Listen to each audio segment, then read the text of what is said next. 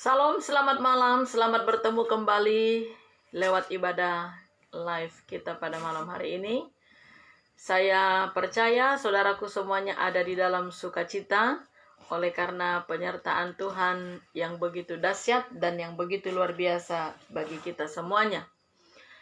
Penyertaan Tuhan sempurna bagi kita sepanjang hari hingga malam ini, dan pertolongannya, lawatannya bagi kita, kasihnya melimpah, dan kebaikannya melimpah bagi kita. Kita satukan hati, kita mau memuji Tuhan, kita mau berdoa. Kami bersyukur kepadamu Tuhan karena Engkau menyertai kami sepanjang hari hingga malam ini kami ada. Bukan karena kuat dan gagah kami, tapi itu semua oleh karena kebaikan-Mu. Ini kami semuanya Tuhan, anak-anak-Mu yang mengikuti ibadah live dimanapun mereka berada. Kami percaya Engkau mengurapi, Engkau melawat mereka, Engkau menjamah. Bahkan handphone yang mereka pakai untuk mengikuti ibadah ini juga Engkau mengurapi Tuhan, sehingga mereka merasakan manifestasi Roh Kudus. Kami yang melayani Engkau urapi, dan tetap Engkau memberkati jaringan internet, bahkan juga lampu PLN Engkau memberkati sehingga tidak padam. Segala pekerjaan setan iblis jahat yang mencoba untuk mengganggu suasana ibadah kami mau ikat patahkan, hancurkan kuasanya di dalam nama Tuhan Yesus Kristus. Haleluya. Mari saudaraku kita naikkan pujian sukacita bagi Tuhan Yesus.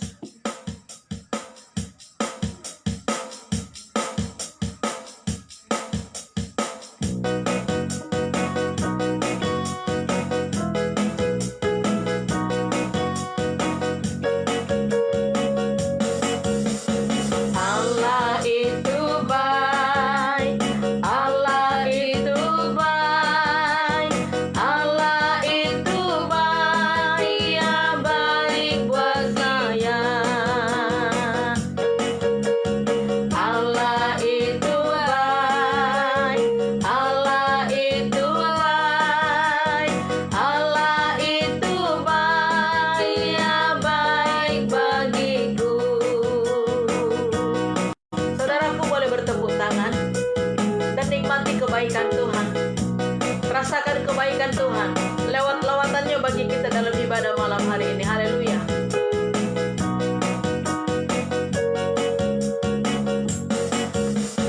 Allah itu baik, Allah itu baik, Allah itu baik, Ia baik buat saya. Allah itu baik, Allah itu baik, Allah itu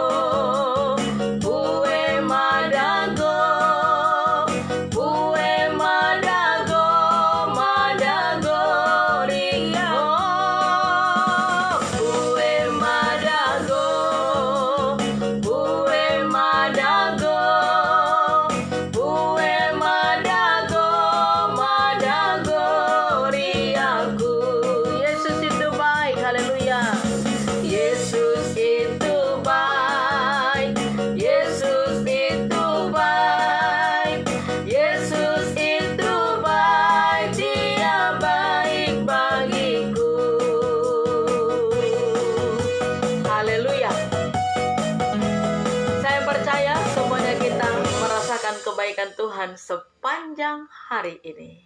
Haleluya, mari kita mau memuji, menyembah, dan meninggikan nama Tuhan Yesus Kristus.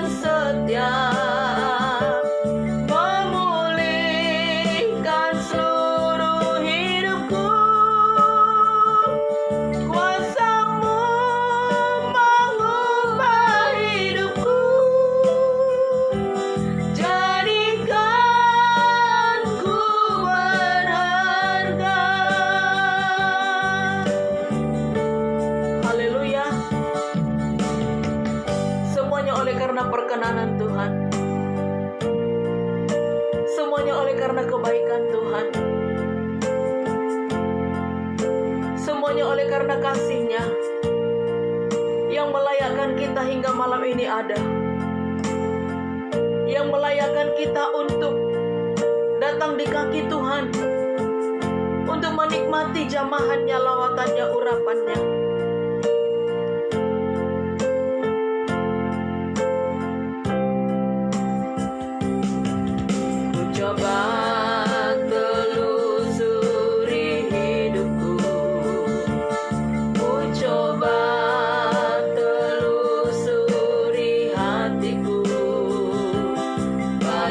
Salah dan dosa yang menghilang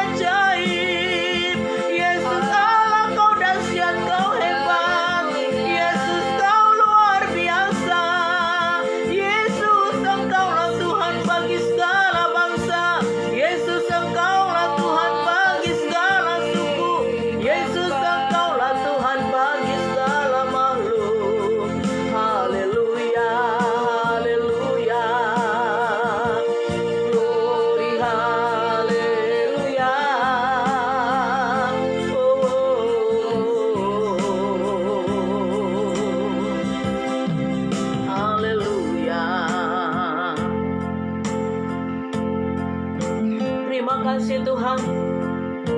Besar setiamu, besar anugerahmu, rahmatmu, pertolonganmu, mengalir kebaikanmu, mengalir kasihmu bagi kami. Tak pernah berhenti Engkau mengasihi kami.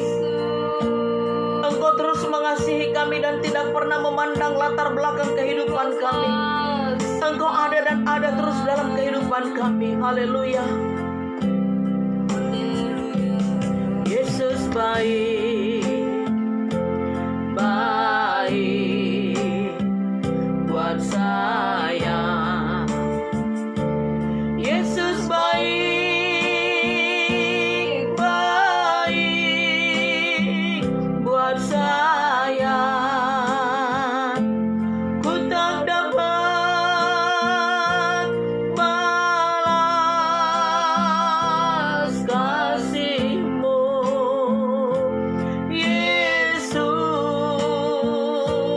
Yesus baik, baik buat saya. Yesus baik, baik buat kita semua, buat kita semua. Yesus baik, baik buat kita semua. Ku tak dapat balas kasih-Mu. Yesus, Yesus baik, baik buat kita semua. Yesus baik, baik buat kita semua. Terima kasih buat lawatan-Mu bagi kami, Roh Kudus. Terima kasih buat urapan-Mu bagi kami. Dan teruslah Engkau mengurapi kami. Baik ketika kami mendengarkan kebenaran firman-Mu, Engkau mengurapi semua anak-anak-Mu dimanapun mereka berada yang mengikuti ibadah live ini. Ketika mereka mendengarkan firman Allah, mereka menerimanya dengan penuh sukacita. Firman Allah yang ditaburkan sesuai dengan kebutuhan, sesuai dengan keberadaan, dan seturut dengan kehendak Allah. Maka dari itu Engkau mengurapi hamba-Mu, Engkau pakai dia Tuhan Yesus. Dan biarlah setiap tutur kata yang keluar dari mulutnya itu menjadi berkat bagi semuanya kami. Terima kasih Bapa yang baik. Dalam nama Tuhan Yesus Kristus, kami sambut kebenaran firman-Mu. Haleluya. Amin. Saudaraku, kita kembali menaikkan pujian sukacita sebelum kita mendengarkan firman Tuhan. Haleluya.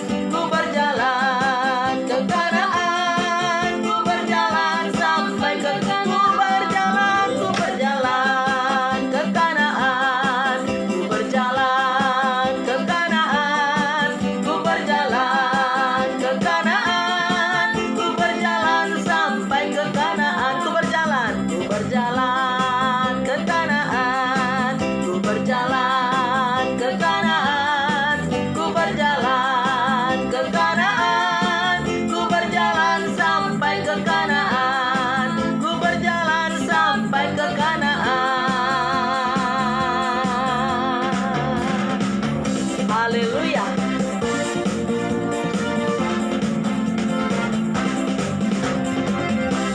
Saatnya kita mendengarkan firman Tuhan. Mari saudaraku, kita buka firman Tuhan. Dan saya percaya saudaraku sudah menanti-nantikan untuk kita diberkati dengan kebenaran firman Tuhan. Mari kita buka dari Injil Markus, pasalnya yang ke-8.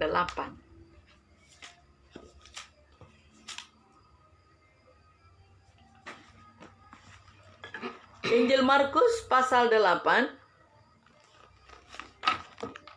ayatnya yang ke-36.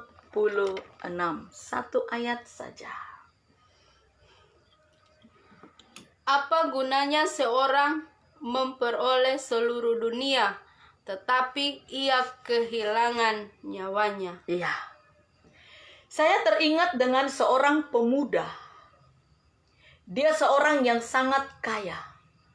Dia datang kepada Tuhan Yesus dan bertanya, "Guru, apa yang harus aku lakukan agar aku bisa melihat kerajaan surga?" Lalu Tuhan Yesus berkata, "Pergilah, jual semua hartamu, bagi-bagikanlah kepada orang-orang miskin." Akhirnya pemuda itu pergi dengan sedih hati, sebab dia memiliki sangat banyak harta, tetapi dia tidak mau untuk melakukan apa yang sudah Tuhan perintahkan kepada dia. Saudaraku, firman Allah yang sudah kita baca hari ini, apa gunanya seorang memperoleh seluruh dunia ini? Ya, tetapi ia kehilangan nyawanya. Suatu saat akan tiba waktunya bahwa segala aktivitas kita berhenti dan tidak lagi bisa kita kerjakan apapun juga. Dan tiba saatnya peristiwa itu akan sangat menyedihkan ketika kematian menjemput dan ketika tertinggal di dalam dunia ini akibat daripada tidak bertobat.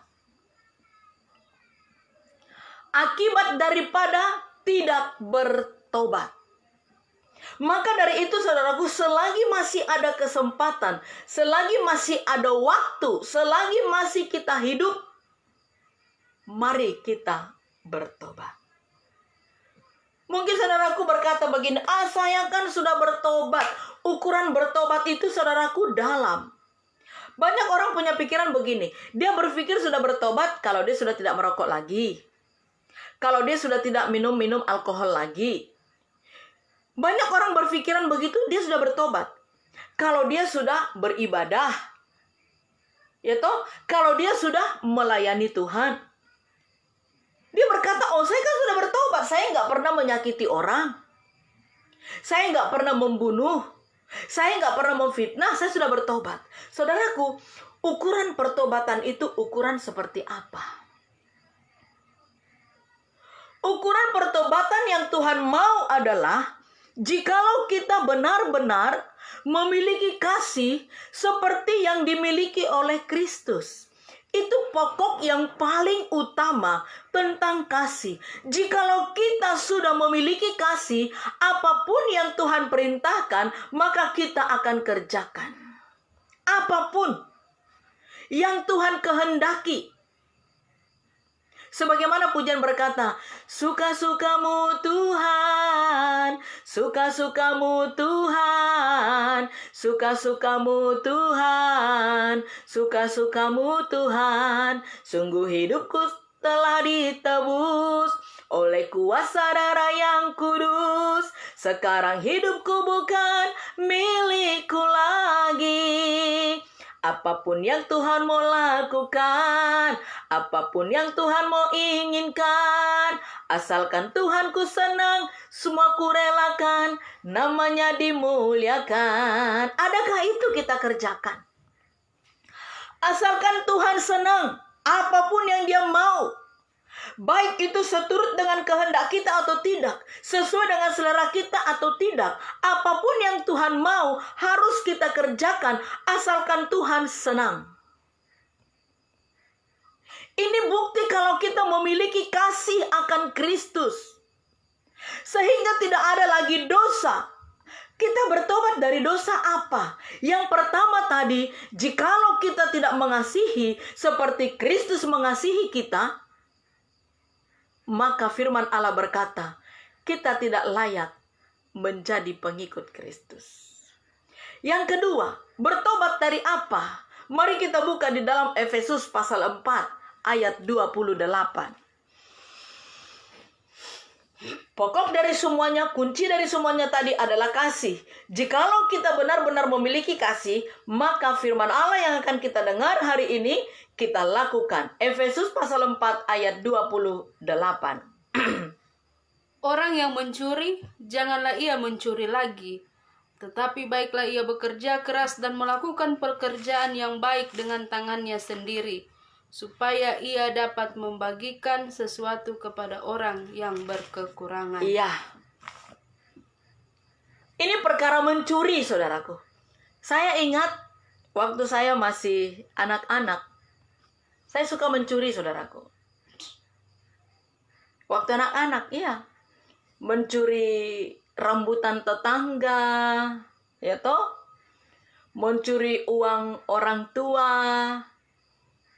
Saya ingat dulu mama saya, kalau dia simpan uang, itu ada dia jahit satu kantong-kantong kecil begitu, lalu dia masukkan, dia tarik, lalu dimasukkan ke dalam BH-nya begitu, dia kancing.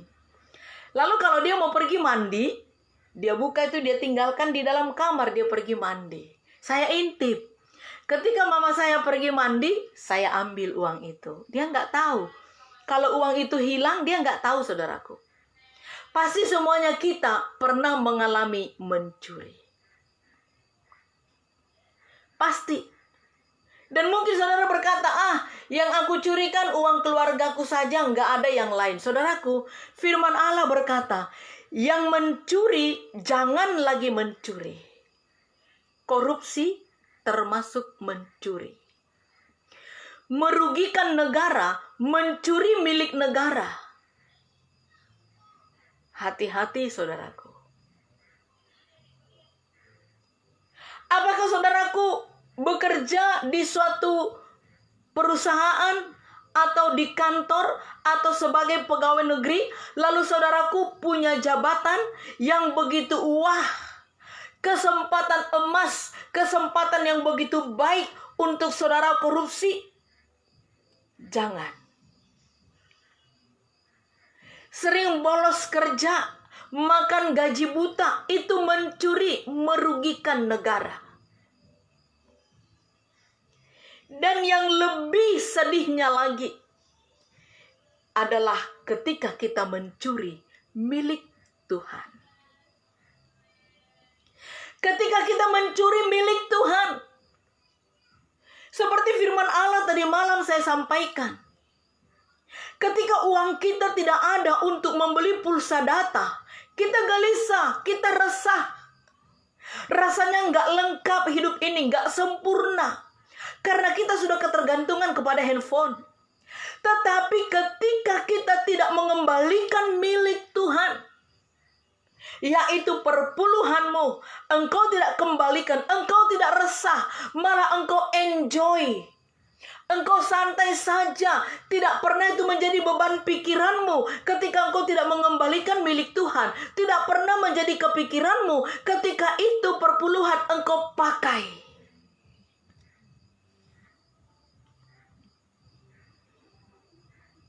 Yang mencuri jangan lagi mencuri. Cukupkanlah hidupmu dari gaji, dari pekerjaanmu. Bekerja. Tuhan sudah tahu 90% dari hasil gaji itu mampu untuk mencukupi kehidupan kita. Itu sebabnya dia minta hanya 10% saja. Dia tidak minta 50%. Dia tidak minta 30%. Tetapi hanya 10 saja. Ibarat kata kalau kita memakan buah, tidak semua buah itu kita telan. 10%-nya kita buang. Apa itu? Bijinya. Mengapa? Supaya ada bakal tumbuh kembali. Satu biji kita buang, tumbuh kembali, maka buahnya akan banyak. Begitu juga dengan milik Tuhan atau perpuluhan yang kita kembalikan. 10% itu menjadi biji yang akan tumbuh kembali dan akan memberikan buah yang lebih banyak lagi. Buahnya tidak untuk selamanya harus uang dan uang. Tetapi buahnya itu bisa saja masa depan anak terjamin. Anak-anak bertobat, kesehatan anak, kesehatan suami, kesehatan istri, damai sejahtera sukacita itu ada. Itu hasil daripada milik Tuhan yang kita kembalikan. Jadi jikalau ada di antara saudaraku yang mengikuti ibadah live ini masih mencuri milik Tuhan, buru-buru bertobat. Apa gunanya kita memiliki harta kekayaan dunia ini, tetapi kita tidak bertobat? Yang kedua, jangan berzina. Sangat menyedihkan sekali. Mungkin saudaraku sudah melihat di YouTube, ada satu oknum anggota dewan, dia berpacaran dari tahun 2018. Padahal dia sudah punya istri, punya selingkuhan, dan kepergok lagi di dalam mobil bersama dengan selingkuhannya dengan istri. Lalu istri itu berusaha untuk menghalangi mobil itu.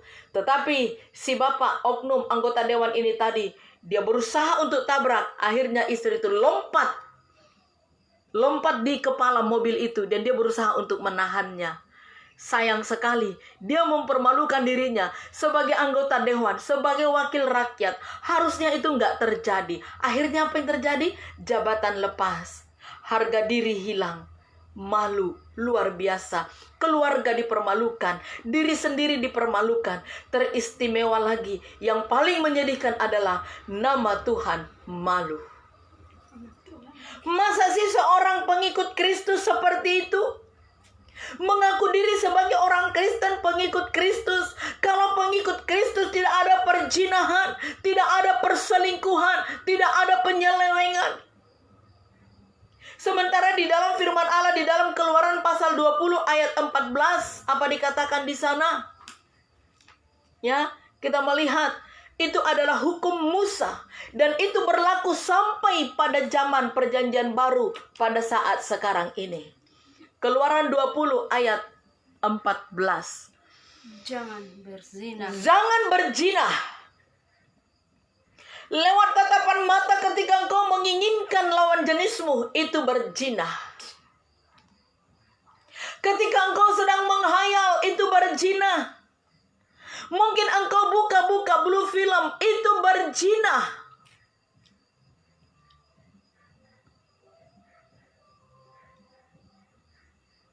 Dan mungkin secara daging engkau tidak berzina, tetapi secara rohani engkau berzina. Engkau percaya kepada Kristus, tetapi engkau masih percaya juga kepada arwah leluhur. Engkau percaya kepada Kristus, tapi engkau masih pergi kepada dukun. Ini perzinahan secara rohani. Firman Allah berkata, jangan ada di hadapanku Allah lain dalam rupa, dalam bentuk apapun, karena itu adalah kekejian. Kenapa dikatakan kekejian? Secara tidak langsung kita sudah memungkiri kuasa Allah. Kita tidak lagi percaya sesungguhnya kepada Dia, sehingga kita meragukan kuasanya, meragukan pertolongannya, meragukan namanya, meragukan mujizatnya, sehingga kita pergi kepada yang lain. Bertobat, saudaraku. Mari kita lihat di dalam Galatia pasal 5. Galatia pasal 5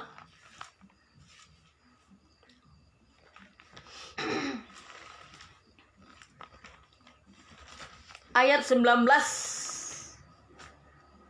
sampai dengan 20. Perbuatan daging telah nyata, yaitu percabulan, kecemaran, hawa nafsu, penyembahan berhala, sihir, perseteruan, perselisihan, iri hati, amarah, kepentingan diri sendiri, percideraan, roh pemecah. Sudahkah bertobat dari semuanya ini? Salah satu saja dari perbuatan daging masih ada di dalam diri kita. Ini bukan bertobat. Kalau benar-benar kita mengasihi Kristus, perbuatan daging ini kita lepas. Karena ini menuntun kepada neraka. Perbuatan daging telah nyata. Apa itu? Percabulan. Perbuatan cabul. Percaya kepada Tuhan, percaya kepada berhala. Ya toh? Punya cabang di mana-mana. Kalau perusahaan punya cabang mah enak. Nah, ini pasangan yang punya cabang. Sehingga ada tabungan yang istri boleh lihat, dan ada tabungan yang istri tidak tahu sama sekali. Percabulan, kecemaran, tercemar nama baiknya oleh karena perbuatannya sendiri seperti saya katakan tadi. Mempermalukan diri. Harusnya dia wakil rakyat, tetapi ini mempermalukan istrinya, ya, menyeret istrinya. Ini kan mempermalukan. Harusnya dia melindungi rakyat, menjadi contoh, tetapi dia mencemarkan nama baiknya sendiri. Hawa nafsu. Nafsu boleh, saudaraku. Jangan sampai kehilangan nafsu. Tetapi yang tidak boleh itu adalah hawa. Jangan ditambah hawanya. Kalau kita sampai kehilangan nafsu, bahaya. Nafsu makan tidak ada. Seperti yang pernah saya alami beberapa minggu yang lalu toh. Mulai dari pertengahan bulan Desember sampai ke tanggal 1 Januari itu, saya kehilangan nafsu makan. Harus dipaksa. Repot, saudaraku. Badan menjadi lemah. Jadi kalau nafsu boleh-boleh saja. Nafsu tidur, nafsu makan, nafsu minum, nafsu untuk pergi ibadah, nafsu untuk berdoa. Yang tidak boleh ini adalah hawa. Kalau hawa nafsu berarti itu sudah berbicara soal kedagingan. Ya. Kalau hawa nafsu ini sudah berbicara tentang kedagingan. Apalagi penyembahan berhala. Penyembahan berhala ini bukan berarti saudaraku bikin patung lalu sembah-sembah dia. Bukan hanya itu. Ketika saudara membawa makanan ke kuburan, itu penyembahan berhala. Ketika saudaraku bikin pesta, lalu menyisihkan daging, taruh di piring, simpan di lemari, itu untuk arwah yang sudah meninggal. Itu penyembahan berhala. Dan berkata, orang yang sudah dipanggil Tuhan, dia menjadi pendoa syafaat bagi keturunan yang masih hidup. Dengan engkau mempercayai itu penyembahan berhala. Bagaimana bisa dia menjadi pendoa syafaat waktu hidupnya saja dia nggak pernah berdoa? Semasa hidupnya saja dia tidak pernah berdoa. Lalu ketika dia sudah mati, lalu saudara berkata dia menjadi pendoa syafaat di surga. Dari mana jalannya? Bagaimana caranya? Ketika saudaraku mempercayai hal itu penyembahan berhala. Sihir. Saudara pasti tahu sihir ya? Kalau saudaraku percaya dengan sihir, bahkan membawa diri untuk disihir, itu dosa. Perseteruan. Semuanya sudah tahu perseteruan ya? Perselisihan. Iri hati. Melihat orang lain jabatannya lebih bagus, iri hati. Melihat gaji orang lain tinggi, iri hati. Melihat tetangga punya mobil mewah, iri hati. Melihat orang lain rumahnya bagus, iri hati. Ini nggak boleh. Amarah. Amarah ini adalah marah-marah. Marah boleh. Kalau seorang pemimpin tidak bisa marah, anak buah tidak menghargai dia. Orang tua kalau tidak bisa marah kepada anak-anaknya, anak-anaknya tidak akan menghargai dia. Tapi yang namanya amarah, yaitu marah-marah, itu tidak boleh. Dikit-dikit marah, yang gak perlu dimarahkan pun marah. Ngomel terus. Ini yang gak boleh, saudaraku. Kepentingan diri sendiri adalah egois. Lihat keadaan di Indonesia ini, keadaan di negara kita. Kenapa itu terjadi semua keributan? Sampai mengatasnamakan agama untuk kepentingan dirinya sendiri karena dia egois. Maunya dia. Sehingga tidak bisa menerima kemenangan orang lain. Dia nggak bisa menerima kekalahannya. Maka dia menghasut orang-orang yang bisa dia hasut. Yang sungguh kasihan adalah orang yang bisa dia hasut itu adalah para pejabat. Kasihan sekali. Di mana dia punya ini? Kenapa sampai bisa dia menghasut? Karena dia melakukan itu karena dia punya kepentingan diri sendiri atau egois. Percideraan. Tahu percideraan ya? Termasuklah di sana pembunuhan, yalah, keributan, kerusuhan, roh pemecah atau adu domba. Coba lihat, Indonesia berapa lama dijajah oleh Belanda. Karena pada waktu itu Belanda bisa mengadu domba Indonesia. Dan sekarang bukan negara lain yang mengadu domba, tetapi sesama bangsa mengadu domba. Ini yang bahaya, saudaraku. Roh pemecah. Itu sebabnya ada golongan ini, ada golongan sana, ada kubu-kubunya. Karena adanya pemecah belah. Kedengkian. Dengki. Maunya jangan orang lain, maunya dia. Dengki dia. Ini bahaya, saudaraku. Anak-anak Tuhan tidak boleh memiliki kedengkian, kemabukan.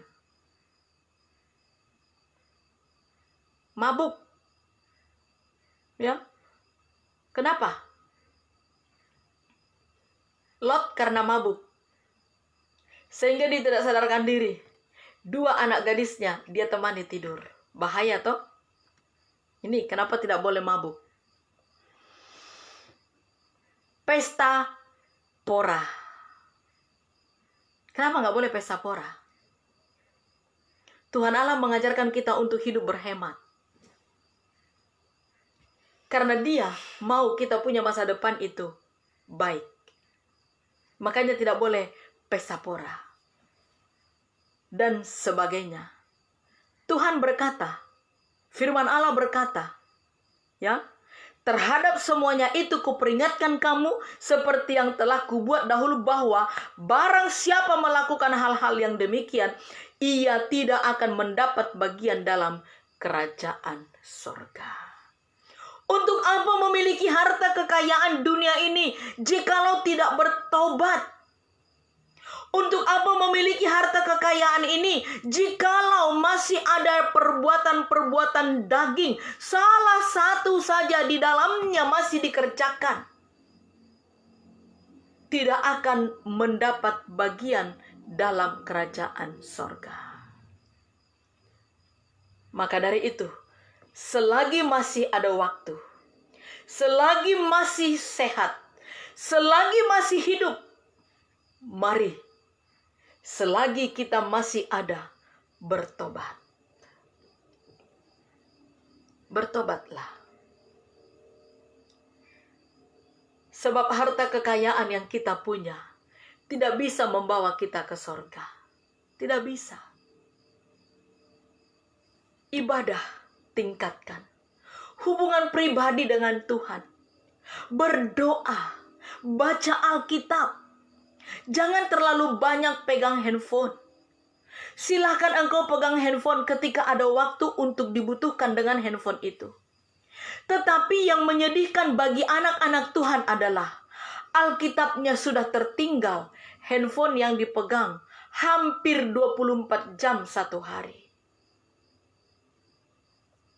Padahal segala sesuatu yang kita punya itu semua titipan dari Tuhan. Itu semua pemberian dari Tuhan. Mumpung masih ada kesempatan, mumpung masih ada waktu, cepat-cepatlah kita bertobat. Lakukan firman Tuhan yang baru saja kita dengar. Haleluya. Mari kita naikkan pujian bagi Tuhan.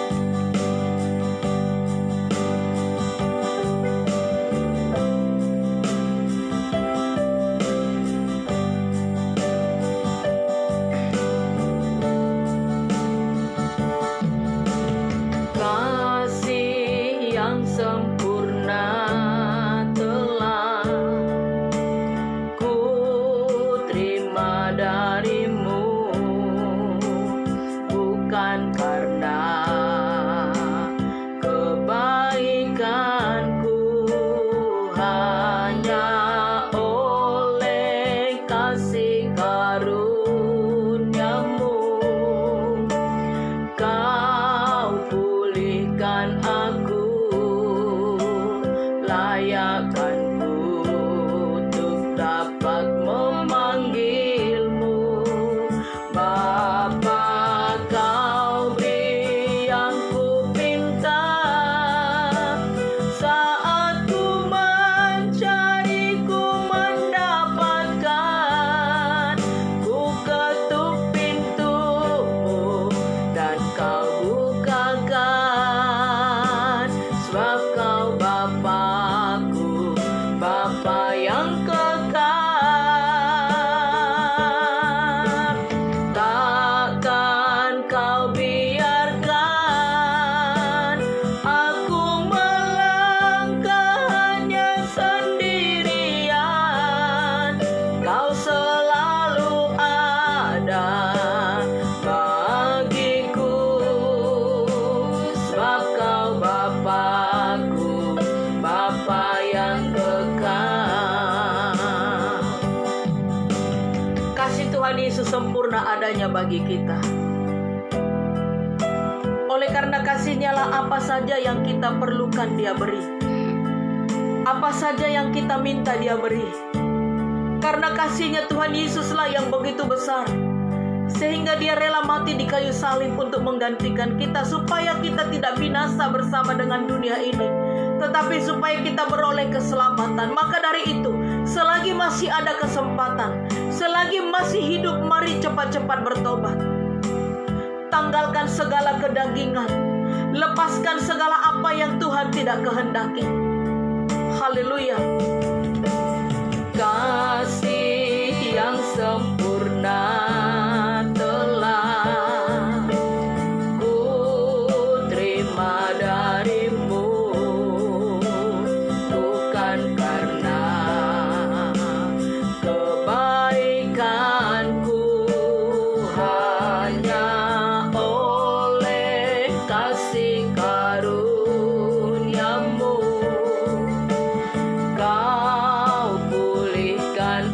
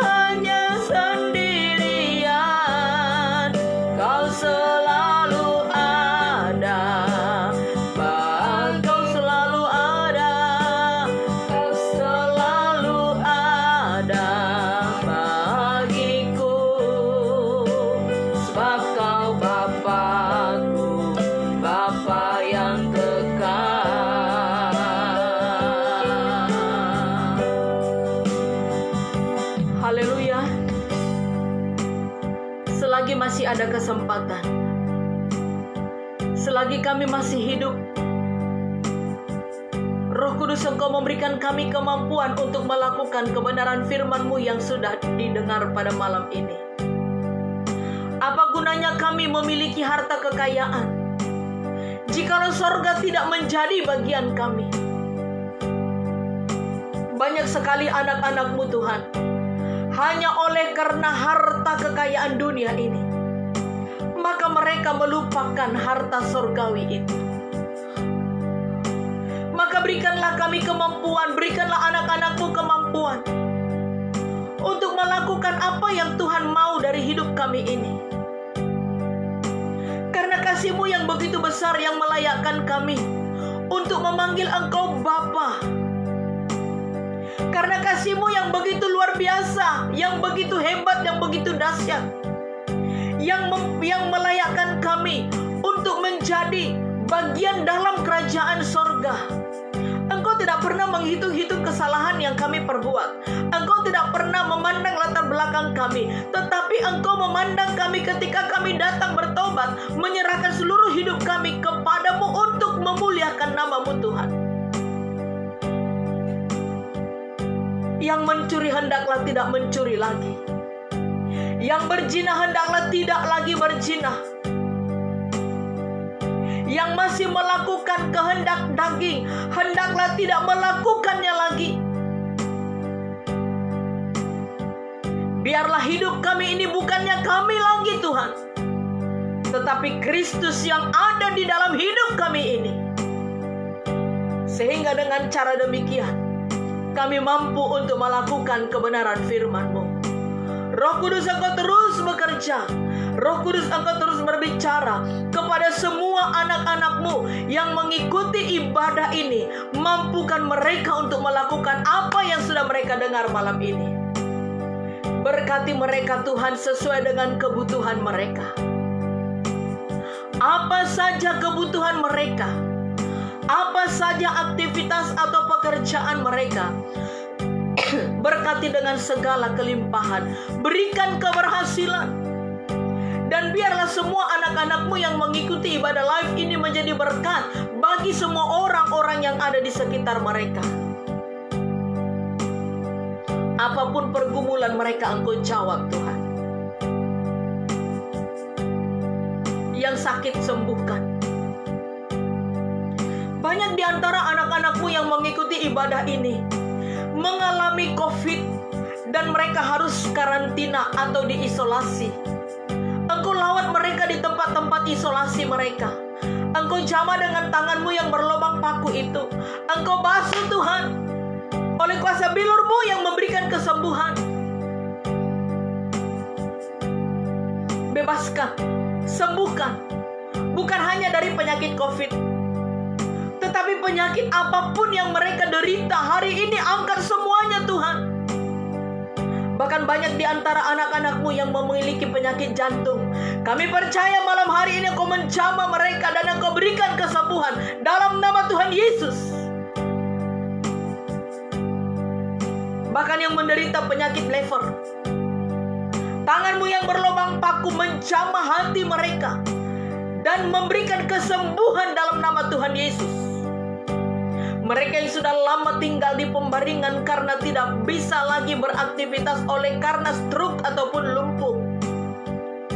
Apapun yang salah di sana, persendian atau otot mana yang salah, Engkau mampu untuk menjamah dan menyembuhkannya sehingga mereka bisa berjalan kembali, beraktivitas kembali dalam nama Tuhan Yesus.